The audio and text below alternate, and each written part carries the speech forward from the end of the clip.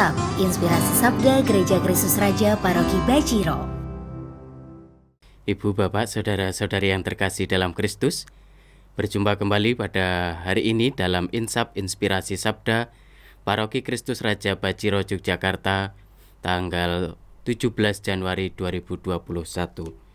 Dalam kalendarium liturgi kita hari ini kita memperingati peringatan wajib Santo Antonius Abbas.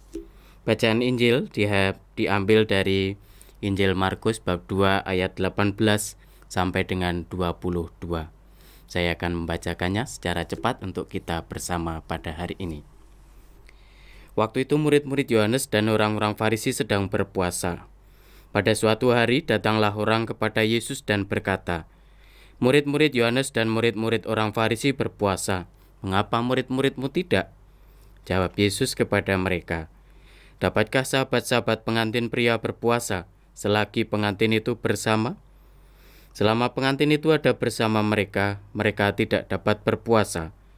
Tetapi waktunya akan datang pengantin itu diambil dari mereka, dan pada waktu itulah mereka akan berpuasa. Tidak seorang pun menambalkan secarik kain yang belum susut pada baju yang tua, karena jika demikian, kain penambal itu akan mencapiknya, dan yang baru mencapik yang tua, sehingga makin besarlah koyaknya. Demikian juga seorang pun tak mengisikan anggur baru ke dalam kantong kulit yang sudah tua, karena jika demikian, anggur tersebut akan mengoyakkan kantong itu, sehingga baik anggur maupun kantongnya akan terbuang.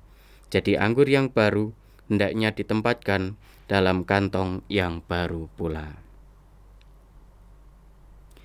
Ibu, Bapak, Saudara-saudari yang terkasih, bacaan Injil yang kita dengarkan bersama pada hari ini menceritakan bahwa ada seseorang yang pada waktu itu sedang katakanlah masa puasa gitu ya.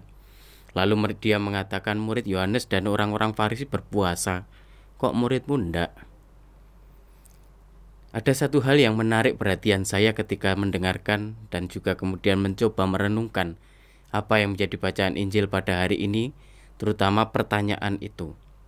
Saya kemudian sampai pada permenungan sebenarnya arti puasa, doa, mati raga, itu sebenarnya fungsinya apa? Atau untuk siapakah lebih tepatnya puasa dan mati raga itu sebenarnya untuk siapa sih?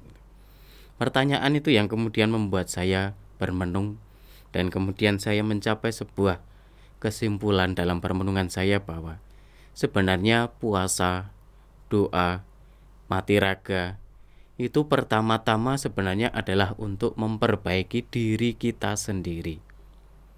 Untuk memperbaiki mungkin kelemahan kita, kekurangan kita, kesalahan-kesalahan kita, dan aneka macam hal yang mungkin perlu kita perbaiki dalam hidup kita sendiri. Pertama-tama itu. Itulah yang saya sebut dengan mati raga. Mungkin salah satunya termasuk adalah puasa itu ya. Maka mati raga itu pertama-tama bukan mengatur orang lain untuk juga ikut ini, ikut itu, untuk memperbaiki diri dan sebagainya. Bukan pertama-tama untuk mengatur orang lain. Maka kalau saya berpuasa, kalau saya mengatakan saya mau mati raga, pertama-tama yang saya atur adalah diri saya sendiri, hidup saya sendiri, dan bukan justru untuk mengatur hidup orang lain. Maka saya sangat tidak setuju sebenarnya ketika ada pihak-pihak yang tidak bertanggung jawab lalu mengatasnamakan puasa dan sebagainya, lalu justru malah menganiaya orang lain yang mungkin sedang tidak berpuasa dan lain sebagainya. Tentu ini bagi saya dan bagi kita semua tidak bisa dibenarkan. Karena bagaimanapun berpuasa, mati raga pertama-tama adalah untuk memperbaiki diri kita sendiri, bukan untuk memperbaiki atau memaksa orang lain juga untuk mengikuti apa yang kita lakukan. Dan itu pula lah yang kemudian ditentang oleh Tuhan kita Yesus Kristus. Lebih baik memperbaiki diri kita sendiri daripada kita memaksa orang lain juga untuk melakukan apa yang kita lakukan. Maka Bapak Ibu, saudara-saudari yang terkasih, mari kita mohon rahmat pada Tuhan supaya dalam hidup kita masing-masing, minimal mulai dari diri kita sendiri, kita mampu terus-menerus memperbaiki hidup kita, termasuk dengan doa, dengan puasa, dengan mati raga, dan aneka macam olah rohani yang lainnya.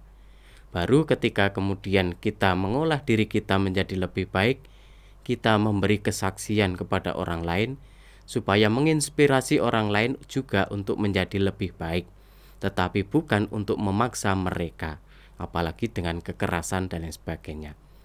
Mari kita mohon rahmat pada Tuhan supaya kita semua, keluarga kita, senantiasa dalam perlindungan Tuhan, tetap sehat, tetap semangat, tetap penuh berkat, berkah dalam.